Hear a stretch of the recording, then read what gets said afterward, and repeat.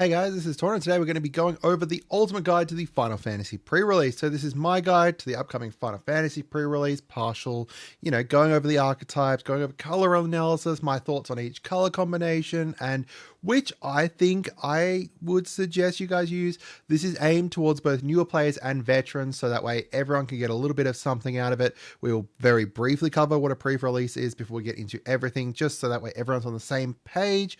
But I just want to help you guys hopefully get the most out of your pre-release, win it, hopefully. I'm mainly focusing around the commons and uncommons because they're more likely what you'll see. Obviously, you're going to see some rares, some potential mythics and stuff, but you're not likely going to be able to more count on those. You're more likely looking at these commons and uncommons and being like, okay, I'm more likely to get those. You get more of them per pack and everything, so why not focus on them here? So before we do begin, what is a pre-release? Very quickly, for those who don't know, this will be your first chance to play the new set a week before the set releases. You're going to be opening 6 play boosters, and with those, you're going to be building a 40 card deck. Typically, when you're at a LGS, they will have basic lands for you to be able to borrow to fill the deck out. You'll usually go with like 23 non-lands and 17 lands. That's what I usually do. That seems to work for me. But if you're going like 3 color, you may go up to like 18 lands. If you're going like a landfall deck, higher as well. It depends on what you feel looks right. And the great thing about it is that you can change your deck between rounds. So even, you play the first round, you lose against someone, you're like, okay, quickly change your deck. Please don't take too long doing it, but you can change your deck before round 2. Boom, adjust as you're kind of going. Typically, there's some prize packs at the end. My LGS does like a better prize for the person who comes first, and then everyone else gets the same thing, I think it is. But, everyone kind of gets something at the end, which is nice too. That's my LGS. Not all LGSs are going to do that though. So I'm also going to be streaming on the 5th there. I'm going to be streaming the early access streamer event. Very excited for that. So make sure you head on over there and I will see you guys there. So the limited archetypes. First up, we've got artifacts. So this is for Azorius here. That's basically all artifacts, artificers. The great thing about the artifacts is you've got kind of 2 different things. You've got actual artifacts like, artifact creatures and everything, but you've also got the new hero token artifacts, which are equipments that come in with choose a job or whatever it is, and you create a 1/1 artifact, 1/1 hero creature that equipment gets equipped to. So there's bonuses for having artifacts out, like Valkyrie aerial unit here. It has affinity for artifacts, so it's cheaper the more artifact you have out. Sid is going to buff up all your artifact creatures based off of the artificers you've got. You've got stuff like Dragoon's Lands, as I said, job select, that's what it is, not select a job. Job select here, which is the one that comes in, create a 1/1 colorless hero that this then is going to equip onto, and it gets some kind of bonus. So this one here gives +1/+0, and it becomes a knight, and on your turn it has flying. A good little bonus.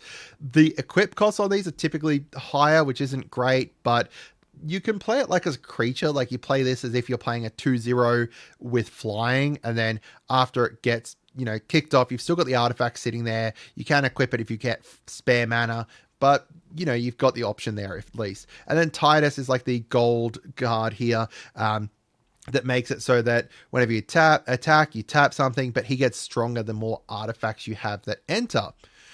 Into Demir, we've got control here. So control, they called it control and said scheme and act in secret. Dominate the long game with strategies like removal cards, card draw, and tricky creatures.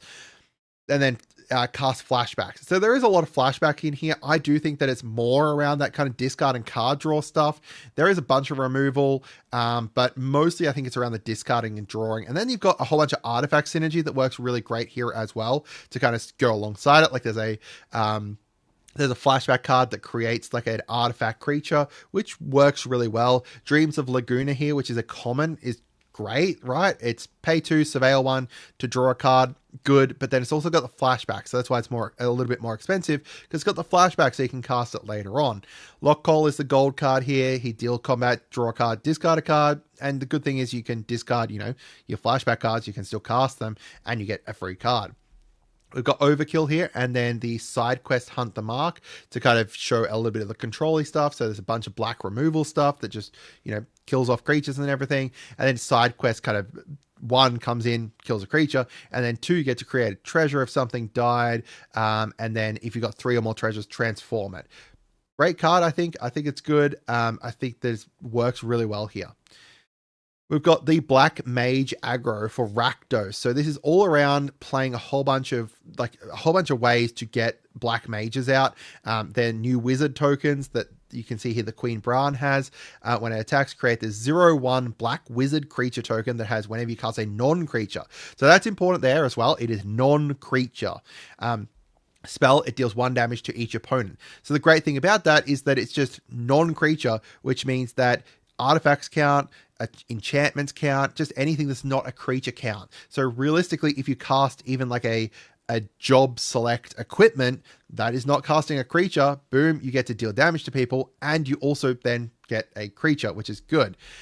We've also got some spells to obviously synergize well here, like Fire Magic is just a great, pay red, deal damage out, and then all your dudes are going to ping. They will unfortunately die as well, but it's a sacrifice I'm willing to make.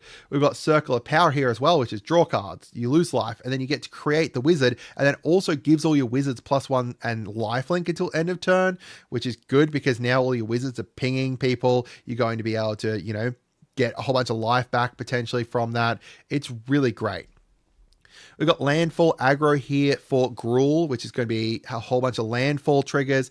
Chocobos are huge here. There's a whole bunch of Chocobos that all have landfall synergies and stuff. But Gladius here is the gold card. When he enters, you get to search up a land. That's important to keep in mind. It isn't just search up a land card, not search up a basic land card.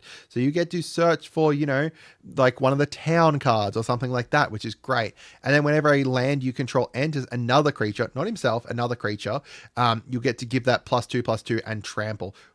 I love that. I think it's really good, especially because the Chocobos already get bigger whenever you have landfall stuff. Prish is a great kind of tutor up a basic land or, again, a town, put it into the battlefield, and then you also get to put a +1 onto a creature you control. As I said about the Chocobos, they have whenever a land you control enters, it gets +1/+0, and there's this summon fat Chocobo does it, but there's other Chocobos that do it too. And then, you've also got the summon Fenrir here. I wanted to kind of show these because while this is landfall and you're going to be ramping up with landfall and stuff happening, you also want some big creatures. Sagas work really, really well here. There are some great sagas in red. There's some great sagas in green. You can ramp up into these. You can use these sagas. Well, the summon Fenrir also ramps you. The summon Fat Chocobo here synergizes well with, the ramp and stuff. So they kind of work well with that ramp, landfall theme. And because they're more expensive, you want to be able to get them out faster too. We've got Go Wide. So this is Silencia, and they said go wide, but I don't think it's as much go wide. I think it focuses that you can easily go wide with it, but there's kind of a couple different things that you can also do here, which was saga creatures, because green has all that ramp, and there's also a whole bunch of saga creatures within white as well. You can do saga creatures here again. And then, you've got ramp, and I think that may even be a better call than going with the tokens go wide strategy. But you can also do legends matter. There's a few green and white rares that care more about legends and matter and stuff, and you can definitely do that too. There's a couple different synergies here that you can do with Selesnya. As I said, they suggested go wide. I think that saga creatures is better, but we'll see. It depends on rares and stuff you get too. So, you've got You're Not Alone, which buffs up a creature and buffs it up more if you've got more creatures out. Renoa is the gold card here that creates a token. And then whenever you attack, you get to give a creature +1/+1 until end of turn for each creature you control. You've got Summon Primal Garuda, as I said about, the sagas and stuff. A great saga here. And then Garnet comes along to be a great kind of synergy with the sagas too. Kind of works with the go wide. You can do both for sure, especially if you get the summons, the summon Knights of the Round Table, because that makes a huge board for you. Knights of the Round, I think it's actually called. Creates a huge board, like 13 knights overall. One of them goes away, but still you get, 12 knights then still. They all work really, really well together. And, Selesnya works well with them. We've got black and white, which is Orzhov is artifact and creature sacrifice. So you're sacrificing artifacts, you're sacrificing creatures. Notably, black obviously creates a whole bunch of treasures too, that when you sacrifice them, that's a artifact leaving. So you've got stuff like Albed Salvages here that deals damage, not damage, sorry, lose life to an opponent. You've also got the Judge Magistrate here that is your gold card that synergizes well off of the creatures or artifacts dying, buffs him up. You've got stuff like Namazo Trader and Phantom Train here that give you ways to be able to sacrifice things. The Namazo here creates a treasure too, which is instantly already something you can sacrifice. It also says up here, token generating equipment gives you 2 things to sacrifice, because you play the equipment and comes in with like the 1/1 hero that the equipment equips to. You can sacrifice the equipment. You can sacrifice the creature as well. Boom. I don't know. I'm not a huge fan of that. I'd much rather just create a whole bunch of other 1/1s, not sacrificing the equipment. Maybe sacrifice the 1/1 that the equipment comes in with, but keep the equipment, in my opinion. I don't know. I'd rather just create treasures that I'm sacrificing. You can also go like, there's a whole bunch of legend stuff within here as well that you can potentially pick up, like Squall, once you get up to like rarer difficulties, rarities. And, he can reanimate stuff to go alongside your sacrifice. You've got blue, red, is big non-creature spells. So you're wanting to cast things that cost 4 or more. So Call the Mountain Chocobo works great here because 1, it's going to get you a mountain into your hand. So getting you more lands to play these big spells. It also creates a Chocobo. But the flashback is really important here because now you cast a big expensive card, you can cast it again for still big and expensive. Shantoto is your gold card here, gets buffed up based off of you casting non-creature spells, and then you get to draw cards if you cast something that's 4 or greater. You've got stuff like Thunder Magic as well, these new tiered ones, because you can then cast it either cheaper down here for just red to deal 2 damage to a creature, or you can cast it for 4 to deal 4 damage to a creature.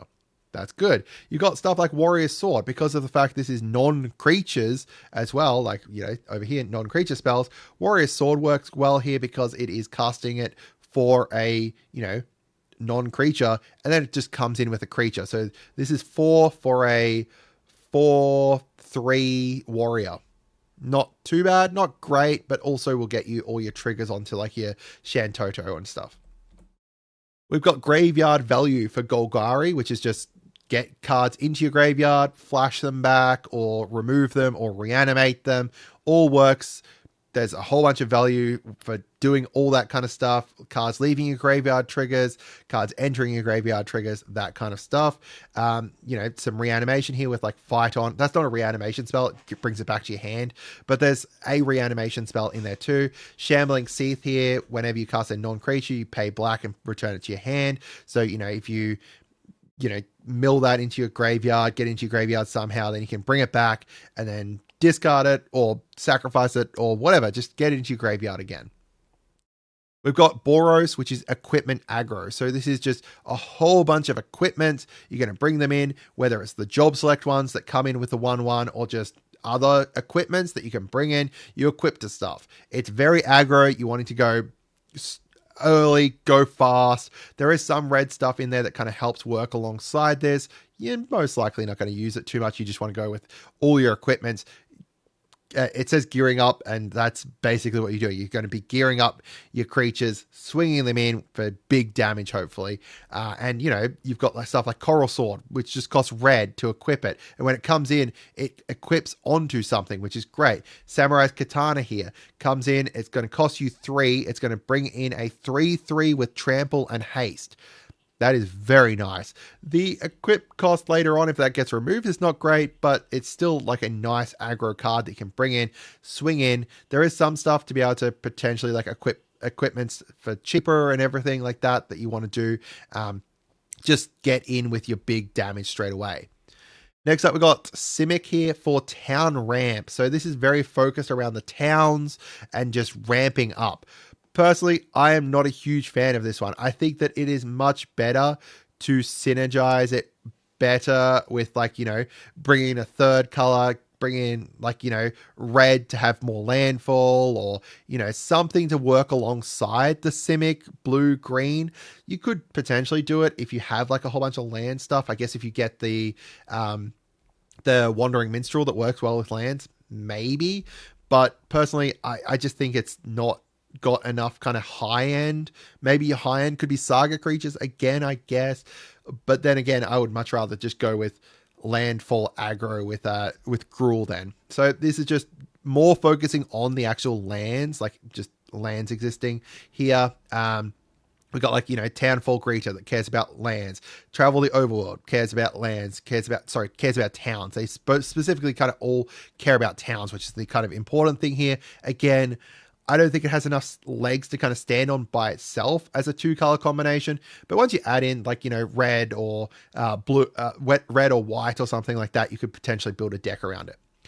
So if you guys are liking this content so far, make sure you subscribe, make sure you share the video around, all that kind of stuff. I'm going through it as fast as I can, but there's a lot to cover here. So into the colors, we've got white. White has a lot of support for a lot of different builds. You've got the artifacts, you've got the equipment, you've got sacrifice and going white. It supports all of them rather well. There's also some cards in here that care about legendary matters, which is good too if you want to focus more around then. And there's some nice modal spells as well that can come in handy. So you've got like Ambrosia, I think. So I'm going to go through some of the top cards for the colors. I think hopefully you guys agree with me.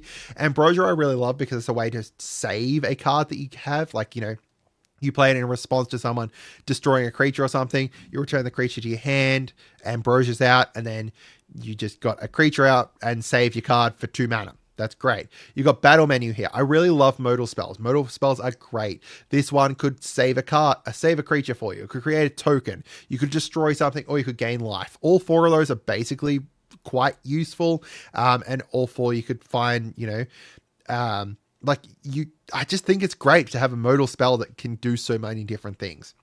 We've got Graha, works really well with anything that's going to sacrifice, but also can just work well with, like, a token go wide strategy, right? You've got a whole bunch of 1/1s, boom, you run your 1/1 into something, you draw a card. That's great. We've got Weapons Vendor. If you're doing anything with equipments, you're most likely going to be going into white-red, like, Boros Plus.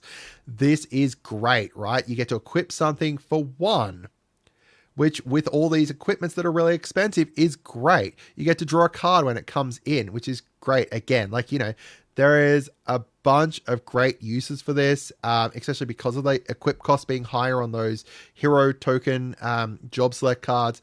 It's going to be really useful. You've also got White Aura Sight. I love it because the mana rock that also, when it comes in, it's going to exile something. People aren't likely to have much removal unless they've got, like, Suplex, I guess, for this, or they bounce it back to your hand. Otherwise, it's a great kind of removal spell that also then just becomes a mana rock for you. And then we've got White Mage's Staff here. Gets you +1/+1, as well as gets you 1 life whenever it attacks. That 1 life is going to add up very quickly, especially if you equip this onto, like, Cloud Midgar Mercenary or something that doubles I think he doubles the attack triggers, right? Or he doubles, like, the triggers from your equipments and stuff. So definitely good. Into blue, we've got a lot of artifacts here that work really well in either white blue or black blue. You can split this kind of in half, where you've got your big mana stuff that's 4+ that you're going to be using in some decks, and then the smaller mana stuff they're going to be using in other decks that you're spitting out more. There's a lot of non-creature stuff here as well, as you can kind of expect from blue. There's also a lot of card draw, so that's one thing to keep in mind, that if you're looking at your cards and you don't have much card draw, splashing into blue or having blue, like, as one of your colors is going to be good if you're kind of worried about not having enough cards. There's also some really nice bounce cards, so it's not removal, it just bounces things back to your hand. You can either bounce your own stuff back to your hand, like Eject here. You could do it to your own thing and draw a card, or you could do it to your opponent's things. I think there's 2 counter spells this time around, which is, I guess, kind of removal too. We've got Retrieve the Esper, which was the one I was talking about before. That's got flashback, and you can bring back, you create that Robot Warrior artifact, which is good, especially because if you do flashback it, it's going to be a 5/5. We've got Stolen Uniform. I do actually find this one very interesting. So you choose a creature you control and a target equipment, and then you get to steal it. So In your actual base deck, I don't think it's worth it. But if you're going up against someone that is red, or has an equipment, right? You can steal their equipment. Most people will have some kind of equipment within their deck because of the fact that the job select stuff just synergizes really well with a whole bunch of decks. Stealing opponents' equipments just for the turn is actually going to be pretty great. When you lose control of it, if it's attached to a creature you control, it also unattaches. So then it also unattaches that equipment from them. They potentially don't want to equip it again. I think this is good. I think this is a great card to kind of use specifically for like this kind of limited format. I think this is a good card. We've got Swallowed by the Leviathan, which is one of the counter spells. It's got Surveil 2, and then you counter something unless they pay based off of your graveyard. So I really like that Surveil. The counter's good. You're paying one more than a typical kind of counter spell. They could potentially, pay the one for each thing in your graveyard. But if you're using this in your deck, you most likely have once it gets to say, 3 things in your graveyard, people are less likely to pay it anyway. They don't usually care about the thing that much. They could potentially, who knows? We've got Valkyrie Aerial Unit here. This is great because of the fact that it has the affinity for artifacts. It just costs 1 less for artifact. So if you have 4 artifacts out, this is now only going to cost 3 for a 5/4 flyer that surveils 2 when it comes in. It just works so well in so many blue decks. Thieves Nice, when it deals combat damage to a player, draw a card. Yep, just draw a card whenever you deal combat damage to someone.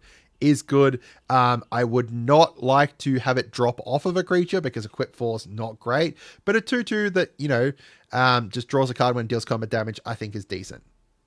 And then Drazel Laguna here, Surveil 1, draw a card, flashback, a good card in my opinion.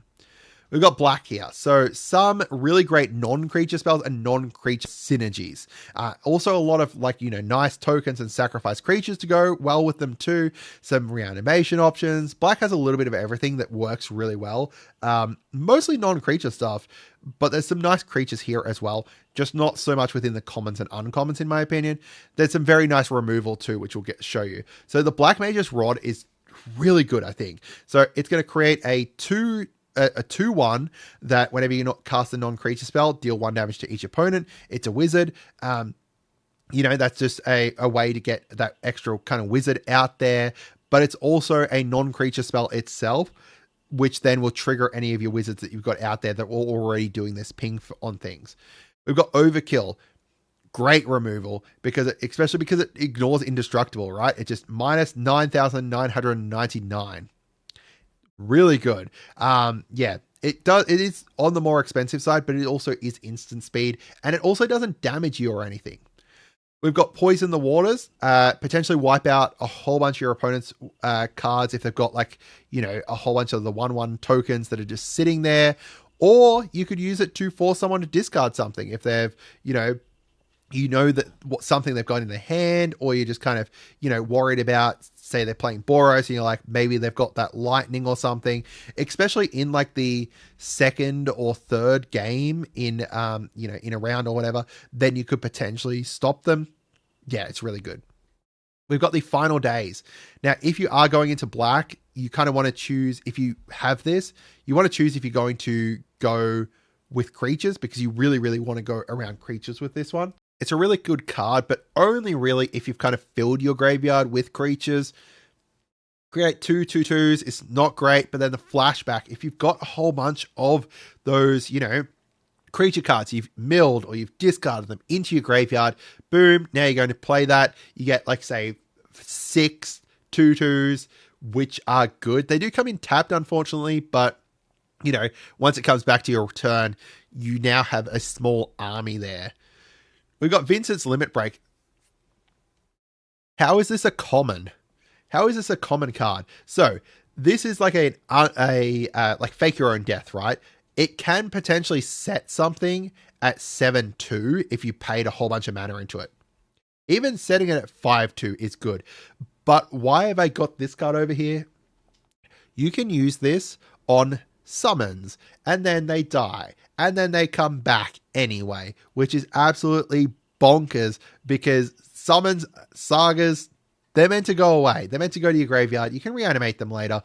But this is just like pay 2. Hey, look, my Saga is back. If you have something like the Summon Bahamut and somehow you didn't win by the time it got to the end, boom, now bring it back. You're just going to give someone PTSD. We've got Phantom Train here. Trample, sacrifice another artifact or creature, and you get to put a +1 on it. Really good. Works so well with all of those, like, creature based decks that are spamming out a whole bunch of creatures. It's just an instant speed sack outlet. It becomes a creature when you do that, which is good. It means you don't actually have to crew it. You can't crew it anyway, but still. And it's trample, which is, just great because now you're going to make it huge. You're going to swing it at someone at, potentially instant speed. They're not going to expect you to kind of sack your whole board. Yeah, you could sack one thing to turn it into a creature. Now you got a 5/5 coming in. They block it with something, and now you're like, okay, I'm going to sacrifice the rest of my board. And now I've got, a 10/10 hitting you. What, you've blocked 1 damage from it? Okay, well, GG. Into red, we've got a lot of damage-based removal and burn. Equipment is probably what you're going for. If you're going red, though, like most of it's kind of equipment-based. There is some of the stuff that synergizes as well with, like, the non-creature stuff, which is equipment, and aggro and stuff like that. But most of the stuff in red that's really great is equipment, in my opinion. We've got, like, fire magic that works well. I immediately showed a non-equipment stuff. Fire magic works really well, especially because it is tiered. We've got Freya Crescent, which is a red mana dork that only works for equipments. Does have flying as well, which is cool on your turn. But the mana dork for red is and it costs 1. So you could get this out turn 1 and then tap it for red, cast something on your second turn that's like 3 cost. Like that, the one I showed before, the Samurai, that has trample and haste and stuff. I think that was 3, or maybe it was 4. Either way, play some big mana, do some really cool stuff. We've got Red Mage's Rapier here, which makes it so that whenever you cast a non-creature, +2/+0 until end of turn. That's good, because, non-creature, this is a non-creature spell. And you cast an equipment, it's a non-creature spell. Choco's Comet is really cool and really interesting, potentially a huge finisher. You get to create the bird, which isn't the important part. This part here is the more important because you just dump all your mana into here. You deal, 8 damage to someone's face because you had 10 mana out in the Gruul deck or something. And then boom, now it's just huge damage to someone's face. Sorcerer's Schemes is very interesting because you can actually return something with flashback to your hand if it was exiled, or from your graveyard, I guess, as well. You also add mana, as well as the fact it's got flashback itself. I just really like this card. It's very cool. We've got Warrior Sword as well. Finally, 4 cost here, creates a warrior token. Yeah, there's not much to say about this besides it's a warrior. It costs 4, so it's going to trigger all those things that require 4 mana plus, as well as anything that requires casting non-creature spells. It's good. Finally, into green, there's a lot of nice ramp. There's some very, very good saga creatures and self-mill as well as the fact that, I think this one, like green, mostly works to support other colors unless you're doing landfall. If landfall, green's the centric, but in the other colors, it's more supporting them, I think. So you got like Reach the Horizon here. Tutor up 2 lands, either basics or towns, with different names, put them onto the battlefield tapped, and then shuffle. Summon Fenrir, an amazing summon. It's going to tutor up a basic land at the start, then it's going to buff up the next creature you cast, and then you get to draw a card. That's a good card. We've got Chocobo Kick, a removal spell. You get to deal damage. A creature you control deals damage equal to its power to another creature. If you return a land to your hand, which, I guess if you're in the red green Gruul decks that have a whole bunch of lands out, you could potentially afford to do that. Now you deal double damage. Tifa's Limit Break, give +2/+2 to something, or you could double it, or you could triple it. I just the tiered cards, I think, are just really good. I love modular cards. We've got Galuf's final act here. So it gets +1/+0 to a creature, and then also if it dies, put number of +1/+1 counters equal to its power on up to 1 other target creature. Great, protection spell for a creature. As then well, it's not even a protection spell. The creature's going to die. You want the creature to die, right? But I'm going to throw this creature under the bus so that way I can give a huge buff to my other creatures. And I don't mind if this one dies kind of thing, because it's potentially even going to take down whatever it's blocking here. Gay Cells Green here. Create a bird token. Good. It's also got flashback, so you can cast it for more later on, especially in that Gruul deck. Once you start, getting out a whole bunch of birds, and then you've got a whole bunch of mana out, you've got a whole bunch of lands. You're potentially looking for things with flashback in case you didn't get any card draw, or you've just got so much mana that you have nothing to do with it. You could potentially cast this again later on. So into building a deck, having a look, Boros, most of the best equipment based builds in Boros are going to have mono white and mono red cards, I think. Not so much the kind of, white and red cards, unless you kind of get up to like the rares and stuff like that. In the base deck, though, I think white and red, looking at the commons and uncommons. You can include some of the red, like non-creature spell cards as well. Most likely you're not going to, because there's just enough equipment stuff that you can swing in, whether it's the colorless equipment stuff or whether it's the actual red or white job select stuff. You can do a lot with it. You either want to focus more on the non-creature side of things or the creature sides. I don't think you should muddle them both too much. I think that if you've got Giot here, he mostly cares about equipments entering. So then you can just potentially bring in a whole bunch of equipments then, instead of, which is the non-creature side of things, instead of bringing in a whole bunch of creatures, just play a whole bunch of the job select equipments then. Who knows? I think that, personally, Boros is going to be very, very aggro though, especially if you do happen to get say lightning or something ridiculous like that, you're going to be able to burn them down. And I think focusing more on the creature side of things is probably the way to go rather than non-creatures. We've got Rakdos, and this is the one that I'm probably most excited for, and it has the potential to be absolutely bonkers. Once you get these wizards rolling, right, get a whole bunch of these 0/1 wizards that all deal damage based off of you casting non-creature spells. So you cast a non-creature, boom, you're dealing 1 damage. Now you're dealing 2 damage. Now you're dealing 5 damage. It just gets out of control very, very quickly. And you can build a board up of these 0/1 blockers as well, potentially. You want to aim to just get as many of these wizards out and then start pumping out a whole bunch of the really cheap red and black spells, right, to keep going.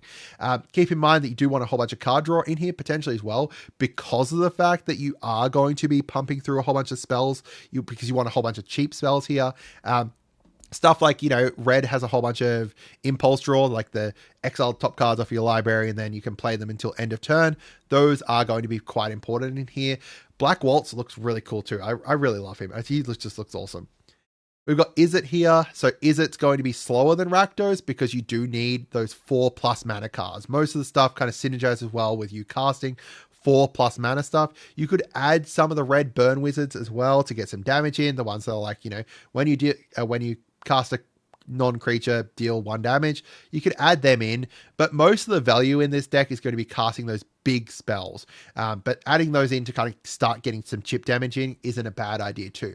Flashback is going to be really good here to kind of make sure that you can bring back those big costed blue and red cards. And then you can, play those big spell cards faster and make sure that you have them around there.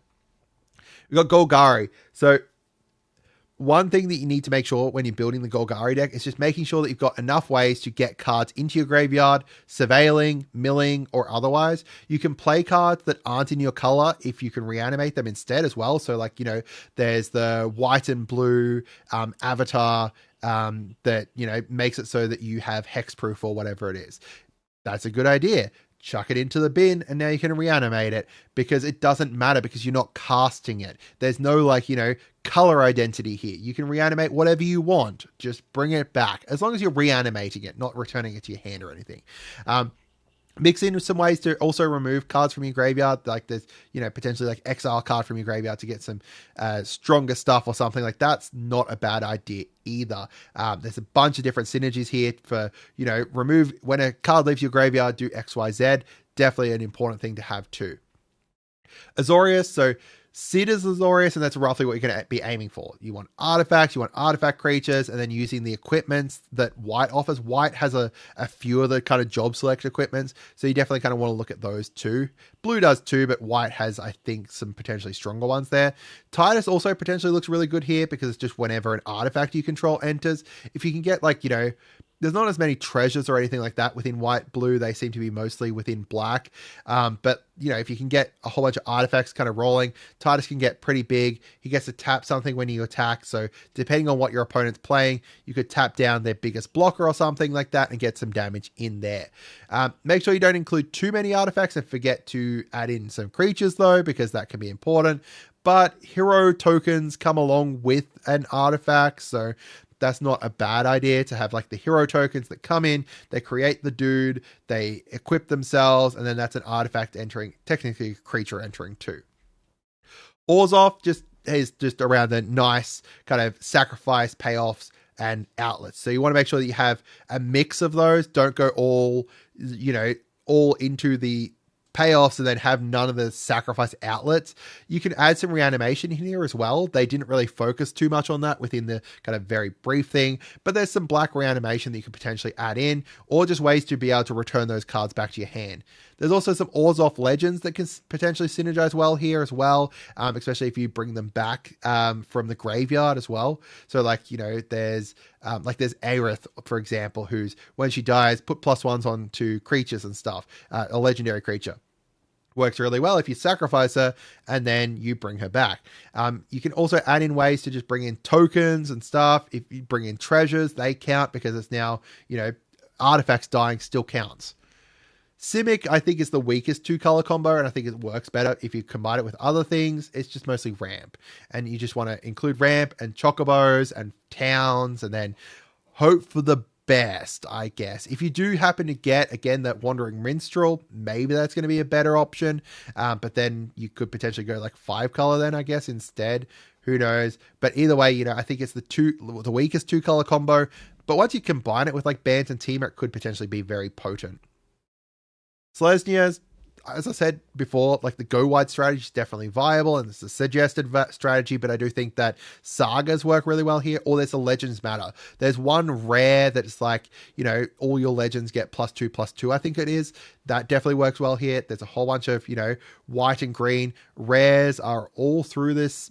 Sorry, not rares. Legendaries. Legendaries are all through this because for the fact that it's Final Fantasy. You just want to make sure you don't mix your themes too much here. You want to make sure that you kind of have, you know, say all legends matter, and that's what you're going for, or all, you know, saga creatures, and focus more on those. Just make sure you're focusing on something there. Don't go too wide in too many different themes. You can also, again, like mix and match and splash into a different color. Like, you know, you can splash into black and then go with like go wide and legends there, or Gruul, and you can go more into the sagas with Naya. Gruul, landfall. Landfall that goes very, very quickly. You just want to add in more lands. You want to add in chocobos. You want to add in some sagas for later on that also ramp. Just get lands out. You probably want to go with like, you know, 18, 19 lands potentially. And if you're building a Gruul deck, I'd probably go 18. You don't want to like, you know, saturate it too much, but kind of just play around with it, see what fits, especially 2-color lands, like, you know, any of the Gruul lands, if you happen to get them, that's not too bad, because now you've got, you know, your land there, you can, you know, cheat that out because there's a whole bunch of town ramp, like tutor up a town kind of thing. So that works really, really well there, and just get the lands out as fast as possible to just ramp up into these huge chocobos, huge sagas. Gladiolus or whatever his name is huge as well. Dimir is just Surveil. There's a whole bunch of really great Surveil stuff. There's a blue new legendary that's like whenever you scry or Surveil, draw a card. That's worth including in there. Card draw advantage includes some of the control aspects as well. There's a bunch of black removal, a bunch of blue stuff that bounces people's things back to hand. Lock works really well here because of the fact that if you're doing all that removal and control, now he can swing in for free. You're still putting things into graveyard, so you can do that kind of, you know, put stuff in there that's got flashback and kind of bring it back later on. You can also go artifact synergies as well. Like there's the new Dimir command, Dimir legendary that's like whenever an artifact enters Surveil 1. that works well here too. Why not? There's a whole bunch of great stuff that works really well with the Dimir stuff. Just like, the flashback or reanimation or anything that you can kind of piece together from other stuff and then include it into your control, like include a control package that kind of just makes sure that you're the only one doing stuff. I also think that this set goes really well with like 3-color synergies and stuff, 3-color decks. You can take 2 things like, Town Ramp.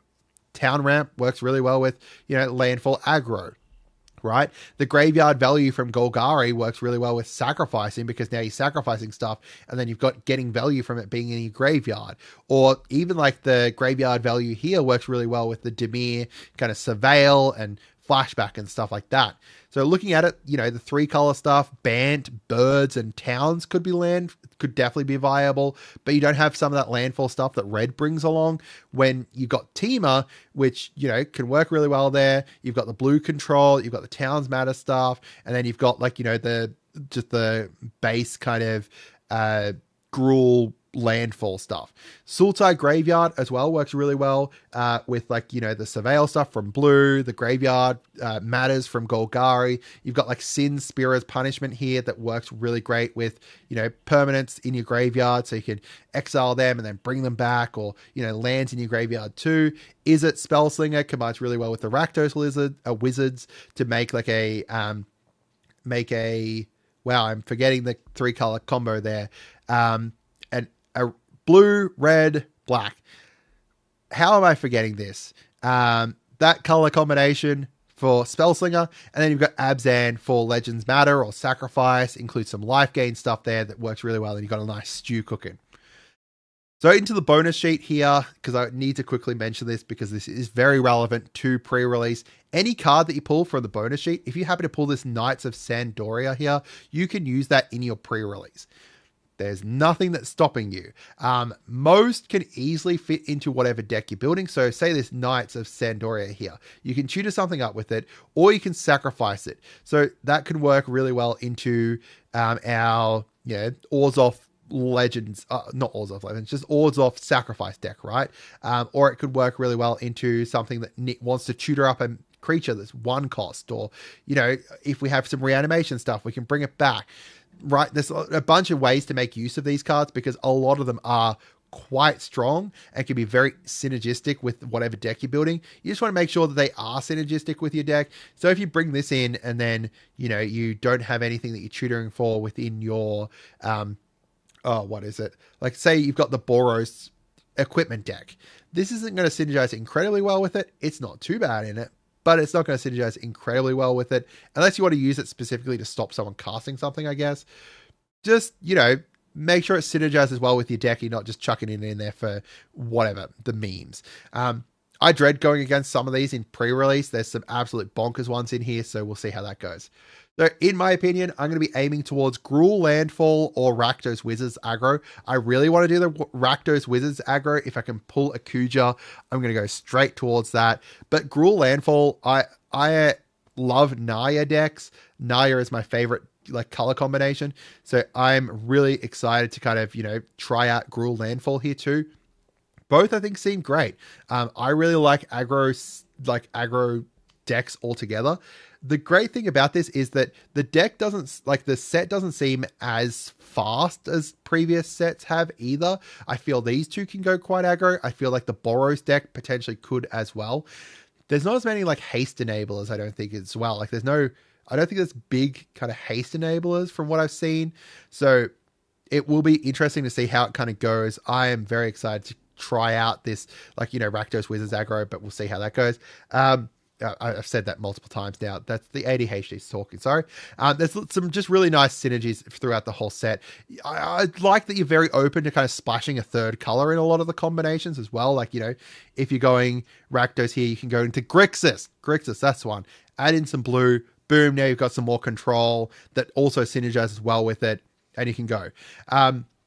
So what rare pluses you get, so like, you know, rares and mythics you get may dictate what direction you go, because, you know, some of the mythics in this set are absolutely crazy, and once you get one of those, now you can build your whole deck around it, as long as it synergizes well enough. Just keep in mind that you do want enough support for it. Like, you know, if you pull a huge legendary, you can build around it. Just try and make sure you got enough support around it if you are aiming to win or go really well at your pre-release. At least if you don't care about going well or anything, you just want to show off your cool card, go ahead. I love it just as much. So yeah, let me know what you guys think. I hope you guys had a wonderful day, and goodbye.